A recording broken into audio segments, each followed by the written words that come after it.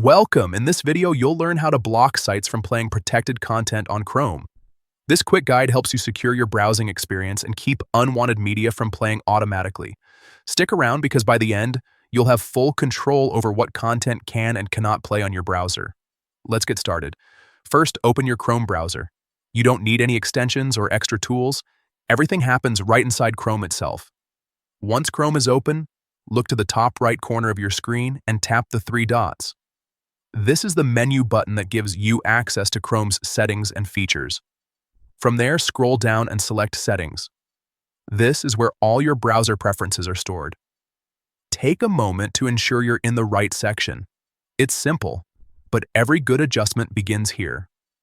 Next, scroll until you find Site Settings. This section controls how websites interact with your browser. You'll see options for permissions like location, notifications, and cookies, but what we're focusing on today is protected content. Now tap on Protected Content.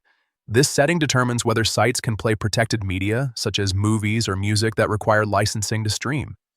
By default, Chrome usually allows these types of content, but if you want a more private or restricted experience, especially on public or shared devices, it's best to block them. Finally, choose Blocked. Once you do that, websites will no longer be able to play protected media automatically.